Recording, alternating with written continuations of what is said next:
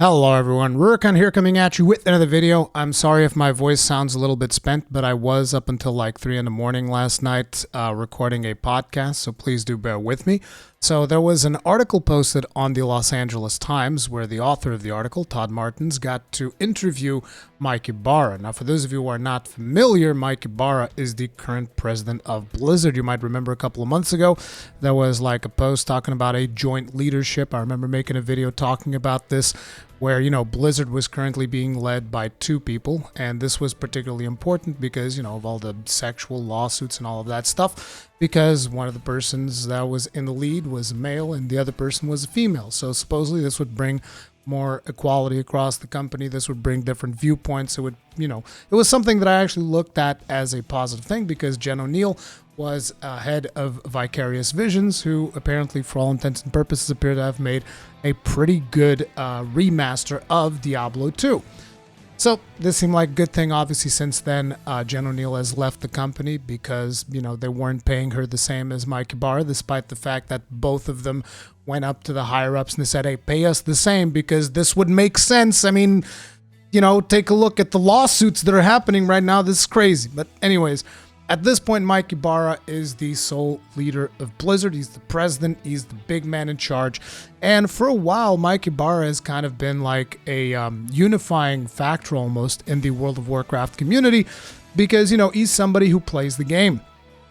He actually does Mythic Plus. He probably does raids. I don't know if he raids or not, but I know that he does a lot of Mythic Plus. He even sells boosts for Mythic Plus, which is an interesting thing when you take into consideration that the company directly profits from, people selling boosts on account of the fact that players can go ahead and buy WoW tokens, convert those into gold, and then buy said boosts. But this is not going to be a video where I talk about boosting because I consider that to be a terrible, situation currently in World of Warcraft, mostly due to the WoW token and all of that stuff. But we're going to get into that a little bit more.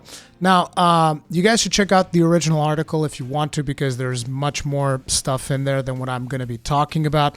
I have pulled a couple of quotes that I want to discuss, and, we're going to be talking about those. I'm going to be reading them to you and telling guys my thoughts on a lot of this stuff because I feel like Blizzard is heading towards, because right now we're getting a lot of people reporting positively on like, oh, Dragonflight is looking pretty good, and there's all of these things, and it's like, oh, and what about Diablo Immortal? Well, that's a mobile game. We don't really talk about that. And in a way, Mike Ybarra not really addressing that particular situation. He hadn't really talked about it before this article. And I think that a lot of players thought like, yeah, he's probably not particularly happy about the product, but he's not going to be talking about it because obviously it's going to sound bad if he comes out and disparages, the team that was working on that piece of hot garbage. We've talked about Diablo Immortal in this channel quite a bit, but let's talk about this. So a quote here is that he says, "We're committed to changing our culture," says Ybarra, 47, who has the unenviable task of restoring stature to a firm whose atmosphere was forged long before he joined in 2019. And it's like, okay, you're committed to changing your culture. Changing your culture into what?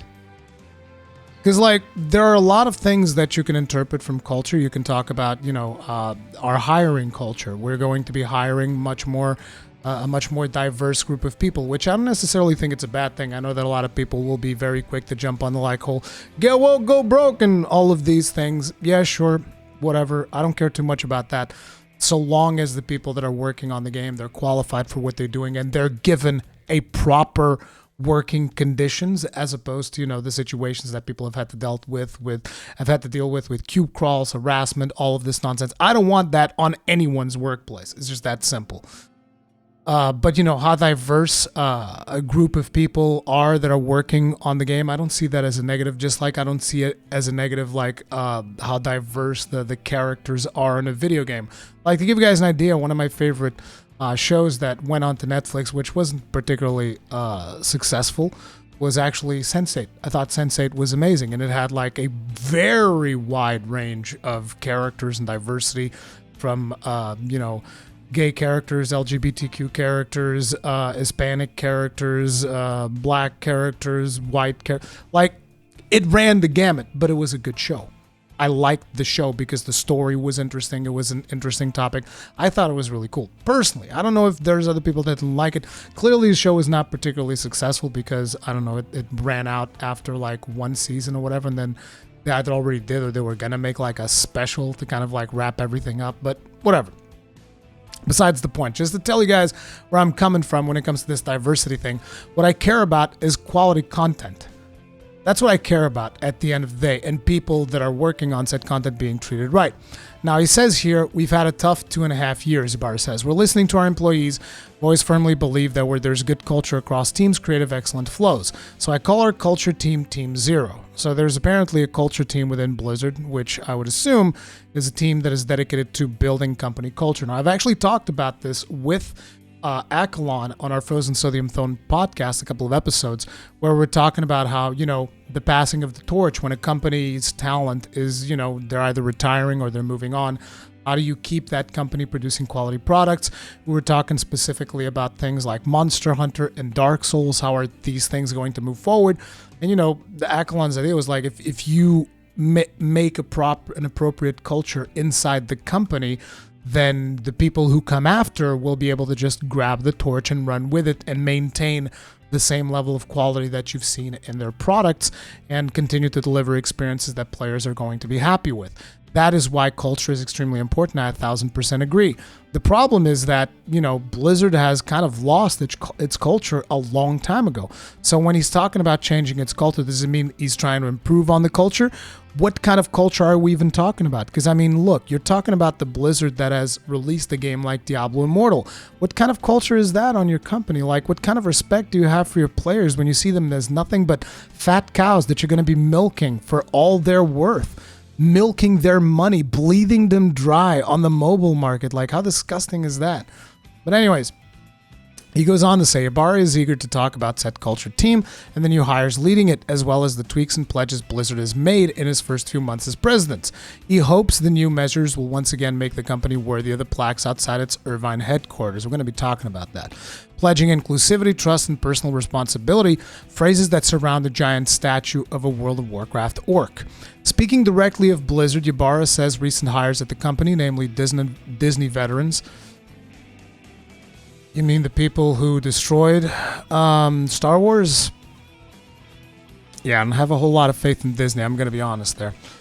Jessica Martinez as Vice President of Culture and Micaiah Brown as Diversity, Equity, and Inclusion Lead. Sure, they're altering everything from its hiring practices to its approach to game content. See, this is the important part. Hiring practices, obviously, it's important. Sure, get a diverse group of people so that you get more viewpoints. This is a positive thing so long as those people are qualified for the job that they are doing. This is all a very good thing as far as I'm concerned. But, from hiring practices to approach to game content. So this is the part that I'm interested in mostly. Like, what are you doing for your games? Ensuring games more accurately represent the breadth of the audience playing them. Is this really what is important? Like, when I'm playing Spider-Man Miles Morales, the first thought going through my head is not, oh my god, I can't believe the character isn't white. It's like, dude, Miles Morales is one powerful friggin' Spider-Man. He's got he punches stuff with electricity. He still has all of the web slinging stuff. He's got gadgets. He can become completely invisible. Friggin' sweet. That's what I'm thinking about. I'm not thinking about whether Miles Morales is black or white. To me, this is fine so long as the game is fun. It's like the whole thing about representation, like that's all well and good, but I think that your main priority should be, is the game fun? Because, like, for instance, you can put as much representation as you friggin' want into Diablo Immortal. It's not going to change the fact that it is a shit game. And I don't care about the amount of people that talk about how, oh, beneath all the monetization, there's an actual good Diablo experience. No, there's fucking not. That game is a piece of shit and you all fucking know it. And if you don't know it yet, I would question your capacity to actually judge a friggin' video game. That game is a worse version of Diablo 3 on a phone. Like, where's the innovation in that? What, because it's on a phone? That's the level of innovation that we're talking about? Give me a fucking break, dude. It's a worse version of Diablo 3. It plays like shit. It's got terrible controls. It's got terrible content. And it's monetized to hell and back. It's disgusting. That is what concerns me. So again, put a bunch of diversity in that game. It's not going to change how good it is. Anyway, continuing onwards. There was a time where culture was really awkward to talk about because, frankly, Blizzard didn't talk about it enough. I agree. And why do I agree with this? Blizzard clearly didn't talk about enough about its culture because as soon as some of the key figures started leaving the company, the culture of the company completely shifted. The culture of the company shifted into doing much worse products. Their games became considerably worse. Their support around those games became considerably worse. Look at Warcraft 3 Reforged. What a piece of trash. And I haven't even played the damn game. But just looking at it makes me sick. It's like, what the hell is that? That was a fantastic RTS back in the day, and now it's a piece of trash. And it wasn't enough that the way that culture, that culture was not cemented into the company in such a way, which not only was a piece of trash that essentially, did not respect the source material, but on top of it, it also invalidated the source material. Like, what the hell? So yes, he does have a point in case people are just thinking about, oh, it's just diversity and woke nonsense. No, culture is extremely important in Blizzard. And, the fact that he's talking about culture, this can be a good thing. The problem is that these are two things that quite simply don't make sense. Because if you're talking about culture and how much you are improving the culture of the company, and then the way that is reflected in your products is fucking Diablo Immortal, dude, you might as well shoot that culture directly in the face because your culture is ass. Anyways, continuing onwards. Ybarra says, we talk about it every single staff meeting now in our battle plans, all staff meetings. We lead with culture and then we get to product. See, this is another problem that we have. What do you mean you lead with culture? Culture should be something that is established, like actually make a meeting where you talk about the culture of your company. Make a meeting where you talk about the culture of your company and actually set forth, okay, so what are our values? What is the core of this company? What do we want to do? You do that in one meeting, you establish that culture, and sure, you can talk about culture every now and then if you think that, you need to shift the culture of the company. But talking about a culture, the culture of the company, every single friggin' meeting, what that tells me is that you guys have no friggin' idea what the hell you're doing. This shouldn't be something that you debate every meeting. It's like, okay, every minute, okay, guys, let's talk about company culture. Why? Establish the company culture, implement the company culture, and when you're doing your meetings, you should talk about the goddamn product. Talk about the product. Who's the person that is responsible for the monetization of Diablo Immortal? That's what I want to know. Where's the culture there? Where the fuck is the culture in that? What are you talking about when you're talking about culture? You're talking about diversity, the diversity of hires, the culture of the office of the company. I need to know more about what exactly they mean when they're talking about culture. Because again, culture can represent a lot of things. To me, I'm thinking about culture in terms of like, what are your values as a company? What do you value? What is important that you provide to your players? Because right now, the culture of Blizzard is nothing short of a culture of money. It's all about money. It's literally every single thing they do is about money. The fact that WoW token is still in the game is pretty much the only proof that you need that they have absolutely no respect whatsoever for the integrity of their video game. See, there's a cultural thing that you should fucking consider. How much integrity should there be in our video games? And WoW token is a net negative. I don't give a fuck how many people are going to come up into this video in the comment section and telling me all about how some guy in some part of the world is able to play the game because of the WoW token.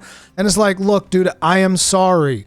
The negatives far outweigh the positives. And I'm not even talking about like, oh, it's slightly bad. No, it's fucking atrocious. It promotes a culture of bots. The fact that somebody was able to convert like however many million gold from World of Warcraft into BattleNet balance and then convert that back into Diablo Immortal to give players to give himself an unfair advantage when, playing against other players, which doesn't really matter because at the end of the day, Diablo Immortal is basically whale wars when it comes to PvP. Let's just be completely fucking real here. Anyone who's under the delusion that they're going to be good at PvP and Diablo Immortal without putting some money down, you're fucking crazy. That's never going to happen. It's just straight up not going to happen. You're living in La La Land, my friend. So keep that in mind. So what are your actual values, Blizzard? Because back in the day, you guys remember this? These are the values that are around the orc statue at the Blizzard campus. Gameplay first. Well, that goes out the window now, doesn't it? When you look at something like Diablo Immortal, gameplay first, my fucking foot. That game plays like ass. on PC. I don't know how it plays on mobile because I refuse to play video games on a fucking phone because it's disgusting. Like, what the fuck, dude? A touchscreen? Give me a fucking break. Plays like ass on PC on top of it. On a lot of setups, controllers quite simply don't work. So gameplay first, clearly not a value that you guys care that much about. Look at also Warcraft 3 Reforged. Gameplay first does not seem like something that you value that highly. Look at Shadowlands. Gameplay first? No, more like spend a bunch of fucking time playing the goddamn video game. Commit to quality? Pff, what a fucking joke. There used to be something that we used to respect when it came to Blizzard polish. That's not true anymore now, is it? I mean, let's look at Shadowlands. Came out like a pile of bricks, like a piece of dog shit. Look at the quality on Diablo Immortal. That's another one. What a piece of trash. Warcraft 3 Reforged quality? Give me a fucking break. Even on the tournaments, whatever, there was like 3 disconnects in a row when a guy was winning. And then, you know, the guy was just like so stressed out that he lost on the 3rd match. And they gave the award to the other guy. Like, what the fuck? Are you crazy? What the hell is wrong with you? So yeah, these two just go straight out the window. Play nice, play fair. More like play with your fucking wallet. Play fair. Fair. Get a WoW token. Get ahead. Buy a boost. Play Diablo Immortal. Buy gems. Buy, you know, whatever it is, the eternal orbs, whatever, and then buy the gems and go on rifts. Play fair. What a fucking joke, dude. Somebody ought to go in there and rip the plaque clean off the ground because this is so fucking disgusting. What an embarrassment. Embrace your inner geek. More like embrace your inner geek's wallet. And every voice matters except the players, clearly, because whenever we talk about the things that we want for the games, we're completely fucking ignored. Now, that seems to be changing a little bit, so we'll see if that is the case or not for Dragonflight, but every voice matters. Yeah, right. Learn and grow. Yeah, the only thing you guys have learned is how to more accurately squeeze money out of people. Think globally. See, this is the one that I 100% agree.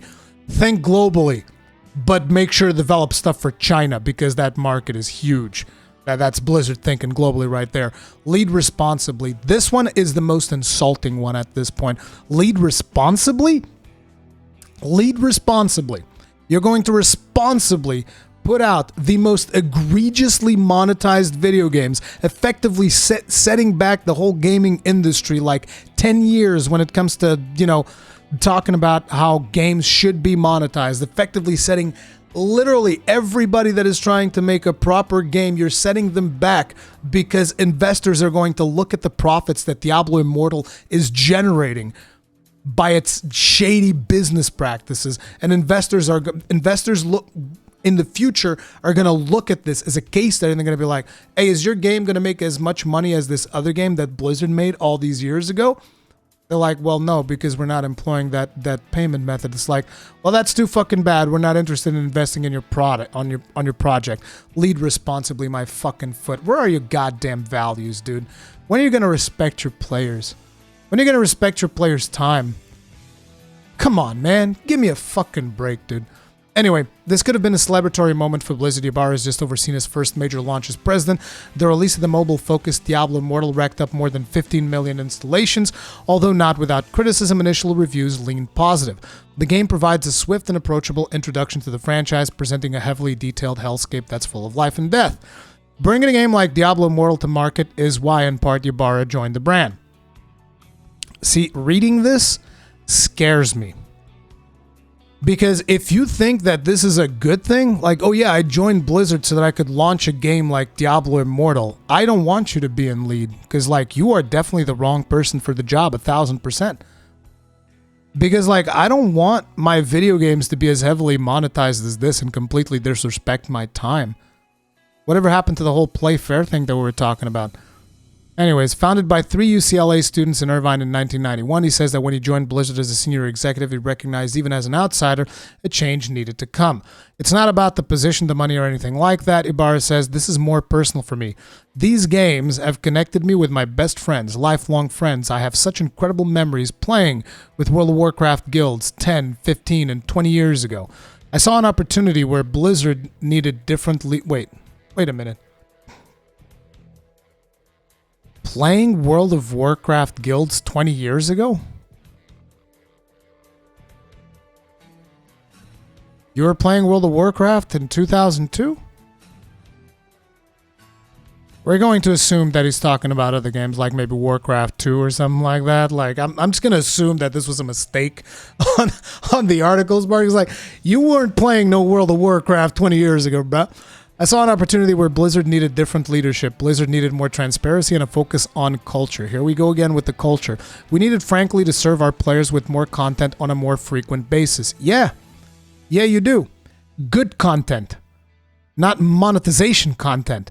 When the phone rang, it gave me an opportunity to do that. How can I make an impact? How can the games and Blizzard as a company make an impact for the next 20 years like it has for me? That's why I'm here. This is not the kind of impact we want, Ybarra. This is not the kind of impact we want. Diablo Immortal won't become one of those impactful games without some hitches. Since launching, the game has reignited a debate over monetization efforts and whether randomized items encourage predatory gambling-like behavior. They do. They definitely do. This has been effectively proven by anyone who has done any modicum of research. The central argument is that it can be expensive to progress deep into the game, especially if one desires to compete with other players. Yes, not expensive, and not it can be. Okay, this is clearly someone who hasn't played the game. Because if you had played the game, you would realize that this is completely incorrect. The correct way to say this, the central argument, is that it is prohibitively and even obscenely expensive to progress deep into the game, especially if one desires to compete with other players. When you're talking about, maxing out your character could potentially cost you as much as $500,000, you're going to tell them like $500,000, dude? You think that's reasonable?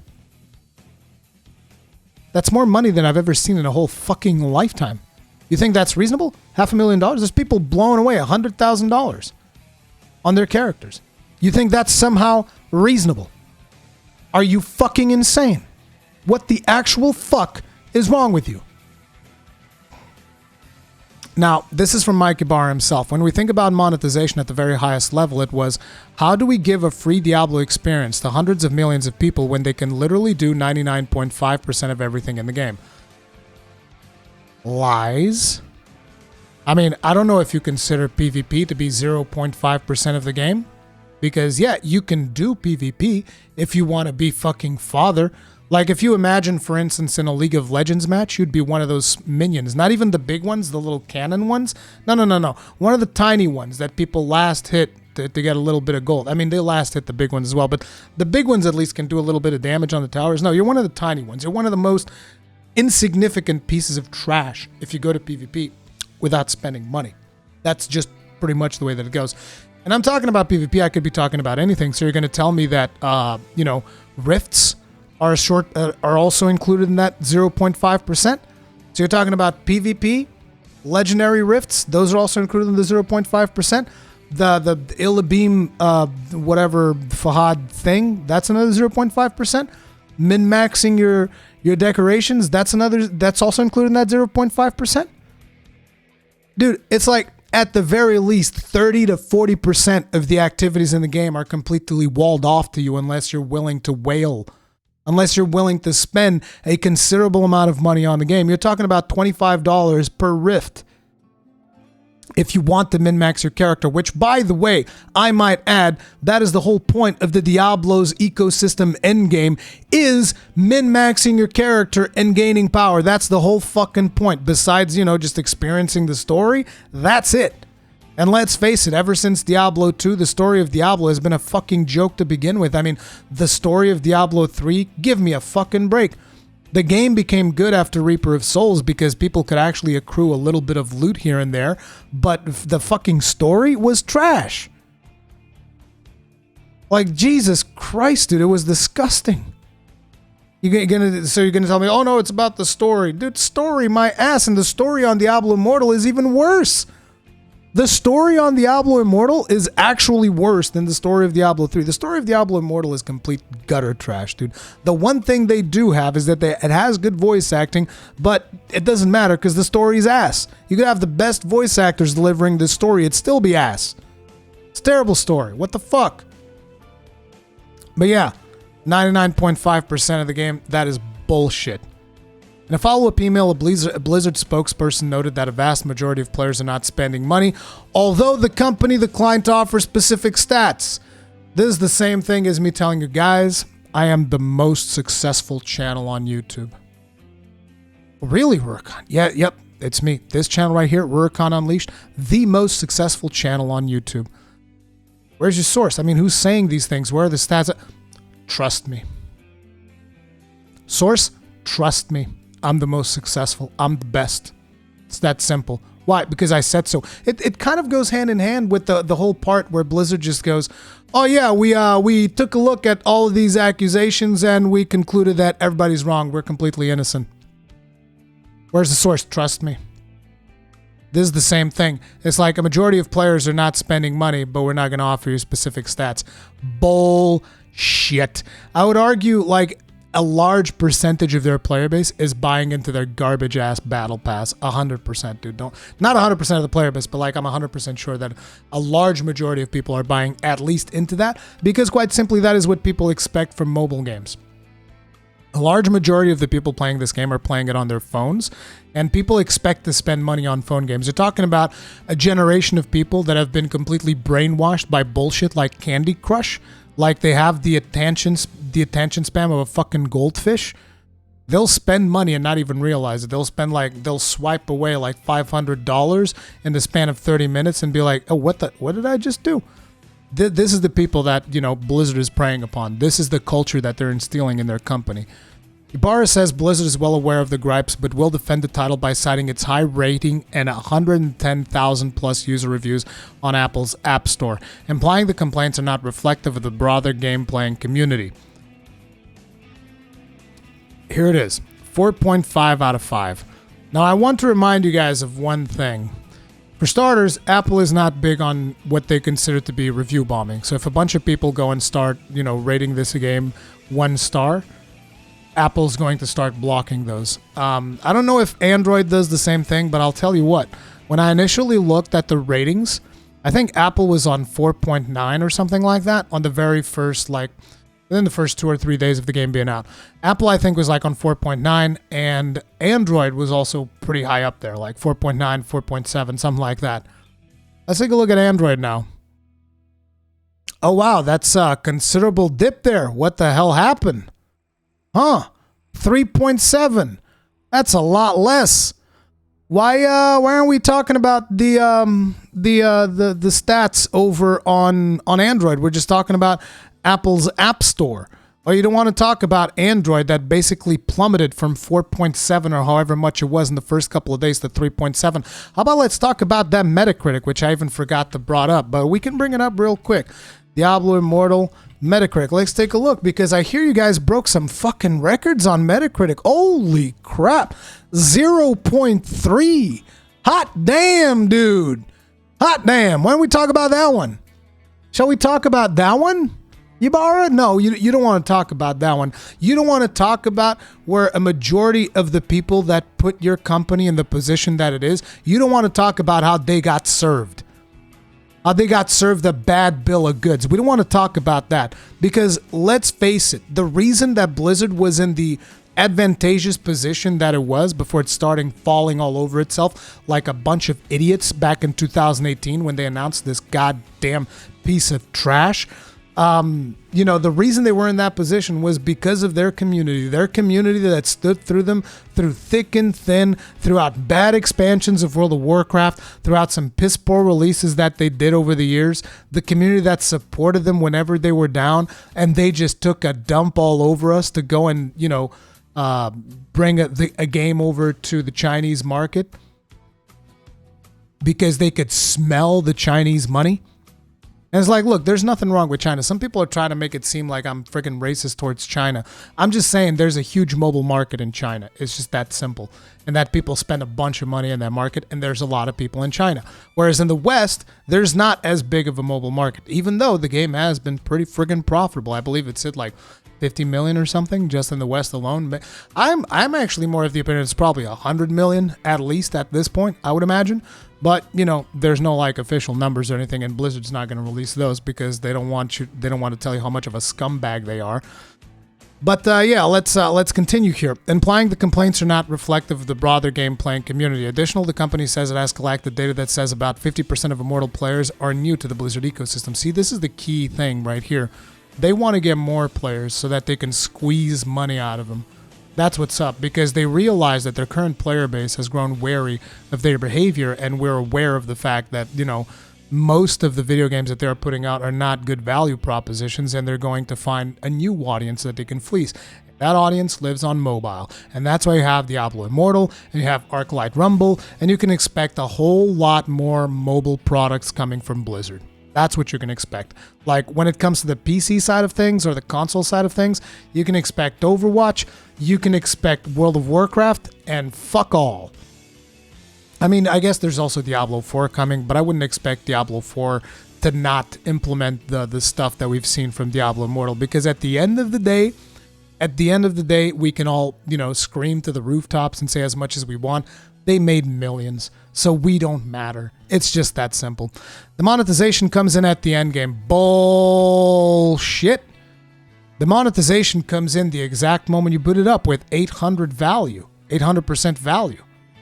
That's when the monetization comes in. The monetization gets shoved into your face every moment that you finish a new dungeon, letting you know that there's another 500% value proposition that you can go and grab, like a chest of some bullshit, so that it can give you some orbs that are not going to be any useful for you, so that you go and buy more orbs and then go run your $25 rifts. And it is one of the most psychologically manipulative pieces of shit that I've ever seen. Like, I would love to see a psychologist or, you know, a psychiatrist comment on the predatory practices that this game does. It truly is disgusting. The philosophy was always to lead with great gameplay. You failed, because the gameplay is ass, like we've talked about already. It is a weaker version of Diablo 3. It is a worse version of Diablo 3 by any, by pretty much any standard that anybody has. Anybody that's played Diablo 3, you go and you play Diablo Immortal, and you can instantly tell that it's just a worse version of that game. You're basically playing Diablo 3 Redux with worse controls. And make sure that hundreds of millions of people can go through the whole campaign without any cost. That is true. You can go through the whole campaign without any cost, but you'll wish you hadn't. You'll wish you had watched paint dry instead, because the moment you hit level 30, they're going to hit you with the first experience gate, which is from 30 to 35. That is 5 levels that you need to completely just grind your balls off. Then the same thing happens at around level, I forget what were the level ranges, but there was at least 3 to 4 experience walls that you had to go through, where there was basically no content for you to do besides doing like the few daily activities that they give you, which don't even give that much experience. On the other hand, which this is another thing that I find interesting, if you guys remember, Wyatt Chang said you can't directly buy experience. That's a fucking lie. Yes, you can, because you can pay to skip the battle pass levels, and whenever you level up in the battle pass, you get a huge chunk of EXP, so effectively you can convert currency directly into experience. So basically, yes, you can do the whole campaign without any costs. I did that, and I wish I didn't, because the campaign was a piece of shit to begin with. The whole game, and I'm gonna spoil it, I don't give a fuck. The game ends with a teaser. It's like, oh, Diablo is coming back, and you don't actually get to fight Diablo. Imagine having a game called Diablo Immortal, but you don't actually fight Diablo. What the fuck? You do fight another red demon, though. I guess some people probably thought, I kind of killed a dude that looked like Diablo. Maybe it was Diablo. Who the fuck cares? I mean, I can tell that Blizzard doesn't give a shit about that story, because that story was ass. And made sure that hundreds of millions of people can go through the whole campaign without any cost. From that standpoint, I feel really good about it as an introduction to Diablo. This is literally the worst introduction that you could have to any video game franchise, regardless of what that franchise is, especially if it is Diablo. Because Diablo 2 Remastered is probably 1000% a better introduction to the Diablo franchise than this piece of trash will ever be. I cannot for the life of me believe that Mike Ybarra actually said this bullshit, and it just leads me to believe that Ybarra is nothing more than a fucking senseless puppet for the guys upstairs. That's pretty much what it looks like. I know that a lot of us have been rallying behind Ybarra and being like, oh, he actually plays World of Warcraft, he understands the struggle, blah, blah, blah, blah. Nah, bruh. Sure, he plays WoW. They probably give him WoW tokens. I mean, he can probably get WoW tokens for free if he wants to, but what I'm getting at is like, he's just another fucking puppet. He's just another one of those guys. Where Ybarra is critical is the length of time between 2012's Diablo 3 and Diablo Immortal. Dude, I would like to say it's not long enough. If what you're going to be putting out is Diablo Immortal, you might as well not put anything at all. He says the company missed out on nearly a generation of gamers. He says that Blizzard teams are being realigned to deliver content more consistently across devices. Devices! Not PC and console. Devices, like your smartphones, including PC and console, and today, mobile. Pipeline of Diablo product is in development with the 4th core edition arriving next year. It's going to be gorgeous. I bet it's going to have like 800% value chests too on Diablo 4. Going to be great. Blizzard recently acquired Boston studio Proletariat. We talked about that in an effort to expand its World of Warcraft team and content. Blizzard said it intends to hire hundreds of developers in the wake of the purchase. My hope is we evolve these franchises to deliver great experiences to players on a more regular basis, but also expand our universes across devices, Ybarra says. Just releasing games on PC doesn't serve people playing games today. Do you understand the importance of this sentence right here? Just releasing games on PC doesn't serve the people playing the games today. Nobody said that it did.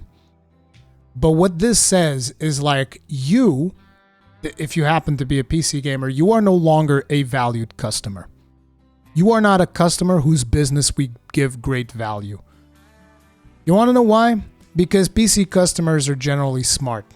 They're generally intelligent. They can smell like scams a little bit better than people that just play video games on their phones. Because, I mean, let's face it, most people that exclusively play video games on their phones have had their minds completely rotted inside out by the business practices and the mental manipulations and the psychological manipulations that a lot of people do when it comes to the mobile market. These people are not smart. This is why they spent like $500 on Candy Crush. Like, I'm sorry, if you spend $500 on Candy Crush, I'm just going to tell it like it is. You're a fucking imbecile. It's just that simple.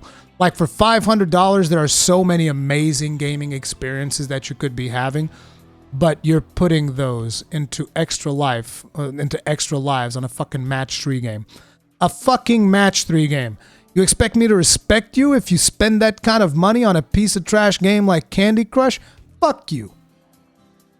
And you can, like, give me a little chat in the comments and be like all offended and shit. And let me tell you right now, I don't give a fuck.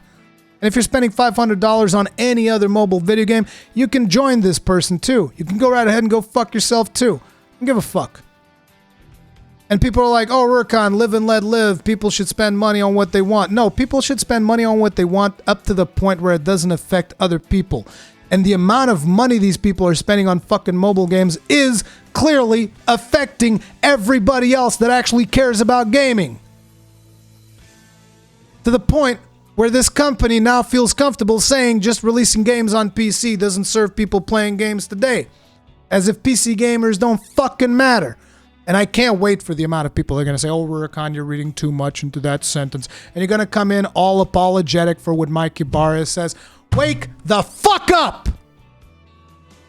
Jesus Christ, dude, we've been in this bullshit so many years, seeing video games get to the point where it's no longer like a proper hobby for people to engage in. It's just like a way for them to get at your fucking wallet. Wake the fuck up!